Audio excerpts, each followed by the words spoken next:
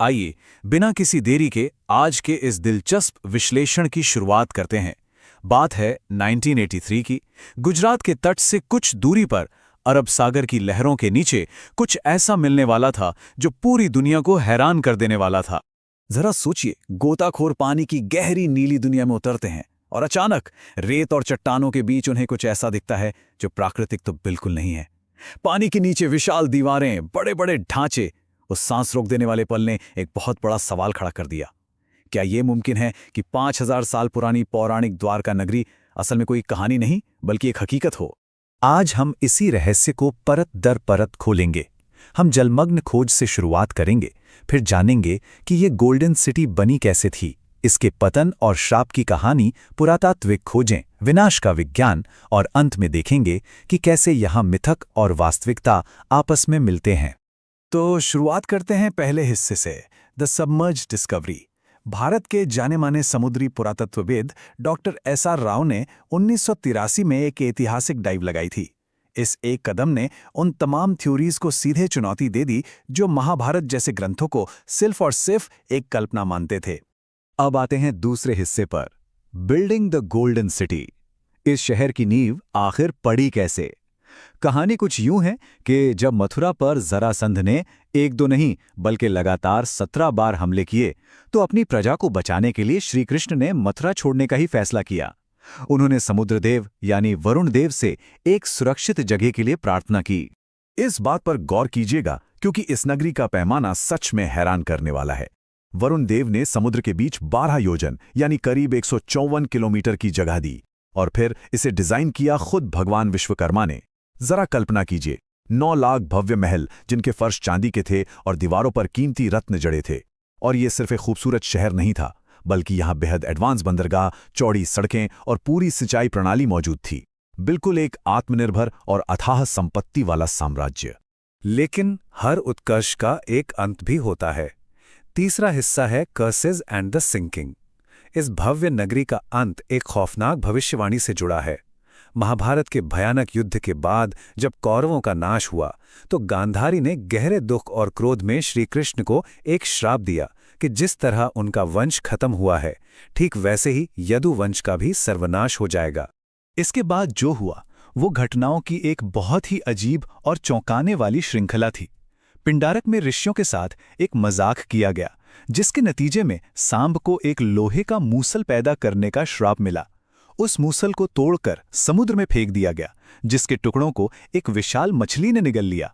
बाद में एक शिकारी ने उसी मछली के पेट से निकले लोहे के टुकड़े से एक तीर बनाया और अंत में प्रभास तीर्थ में यदुवंशियों के आपसी युद्ध के बाद विश्राम कर रहे श्री कृष्ण को अनजाने में वही तीर लग गया। उनके देह त्यागते ही वो सुनहरी नगरी हमेशा के लिए समुद्र की गहराइयों में समा गई। तो अब आते हैं चौथे हिस्से पर, द आर्कियोलॉजिकल क्वेस्ट। इस रहस्यमयी कहानी ने 20वीं सदी के इतिहासकारों और पुरातत्वविदों के मन में एक जबरदस्त जुनून पैदा कर दिया। हर कोई ये जानने को बेताब था कि क्या इस पौराणिक त्रासदी के पीछे सच में कोई भौतिक सबूत छिपा है। इस खोज की टाइमलाइन बड़ी दिलचस्प है। 1930 के दशक में कुछ पायलटों और मछुआरों को समुद्र के नीचे कुछ अजीब आकृतियां दिखी। फिर 1963 में एएसआई ने बेट द्वारका के पास पहली खुदाई की। इसके बाद 70 के दशक में एक बहुत बड़ा सुराग मिला, राजा सिंह द्वितीय का 6ठी शताब्दी का एक ताम्रपत्र, जिसमें श्री कृष्ण के निवास का साफ जिक्र था। इन्हीं बिखरी हुई कड़ियों ने 1979 में डॉक्टर राव को एक समर्पित समुद्री मिशन शुरू करने के लिए प्रेरित किया। अब जरा इस नंबर पर ध्यान दीजिए, सिर्फ 800 रुपए। ये बात सच में दिमाग घुमा देने वाली है। करोड़ों की संपत्ति वाली इस पौराणिक सभ्यता को खोजने का जो शुरुआती मिशन था, वो डॉक्टर राव ने मात्र 800 रुपए के बजट और स्थानीय मछुआरों की छोटी नावों के साथ शुरू किया था, बिना किसी भारी भरकम मशीनरी के। ये पूरी तरह से एक इंसान की अदम्य इच्छा शक्ति का नतीजा था। और जो सबसे अहम बात सामने आई वो ये कि प्राचीन ग्रंथों में जो लिखा था वो डॉक्टर राव की टीम द्वारा निकाले गए सबूतों से बिल्कुल सटीक बैठता था। महाभारत में विशाल पत्थरों की दीवारों का जिक्र है और ठीक वैसे ही 560 मीटर लंबी दीवार और 30 से अधिक खंभे पानी के नीचे मिले। ग्रंथों में इसे एक एडवांस्ड पोर्ट कहा गया है और समुद्र के तल से 3 छेद वाले जो खास पत्थर के लंगर मिले वे इसके एक नेविगेशन हब होने का एकदम पक्का सबूत है।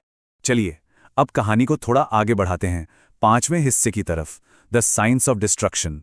साल 2001 आते आते हम हाईटेक युग में प्रवेश कर चुके थे। ASI और national institute of ocean technology जैसी बड़ी एजेंसियों ने आधुनिक सोनार और सब बॉटम प्रोफाइलर्स का इस्तेमाल करके समुद्र के तल की डिजिटल मैपिंग शुरू कर दी थी। यहाँ एक पल के लिए रुकना होगा, क्योंकि ये जो आंकड़ा है 9000 साल, ये सच में स्तब्ध कर देने वाला है। जब देश विदेश के लैब्स में इन अवशेषों की कार्बन डेटिंग हुई तो कुछ चीजें 9000 साल पुरानी निकलीं, यानी हड़प्पा सभ्यता से भी पुरानी। वहीं कुछ अन्य अवशेष 5000 साल पुराने पाए गए, जो सीधे तौर पर द्वापर युग और महाभारत की टाइमलाइन से पूरी तरह मैच करते हैं। अब अगर इन दोनों पहलुओं को आमने सामने रखा जाए तो एक बहुत ही स्पष्ट तस्वीर बनती है।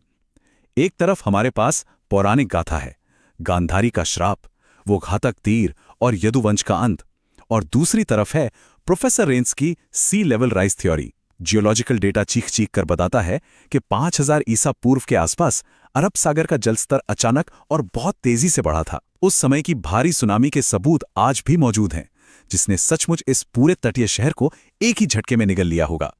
और अब आते हैं अपने आखिरी हिस्से पर, वेयर मिथ मीट्स रियलिटी। आज द्वारका दो अलग अलग दुनियाओं में एक साथ बसती है। एक तरफ वो पवित्र जमीन है जहां लाखों श्रद्धालु दर्शन करने आते हैं, और ठीक उसी के पास पानी के नीचे वो अद्भुत डूबा हुआ शहर।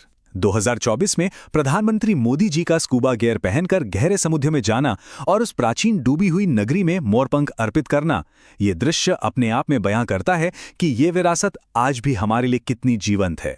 इस पूरे अभियान के पीछे जिस इंसान की मेहनत थी, डॉक्टर SR राव, उनका एक बहुत ही प्रभावशाली कथन है।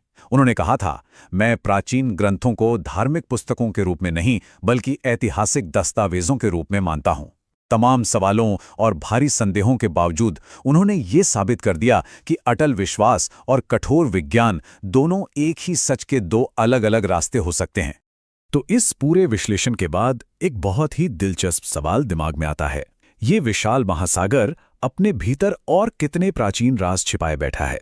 इस कहानी को जानने के बाद शायद अगली बार जब भी लहरों को देखा जाएगा तो ये ख्याल जरूर आएगा कि समुद्र की अथाह गहराइयों में न जाने ऐसे कितने और मिथक बस खोजे जाने का इंतजार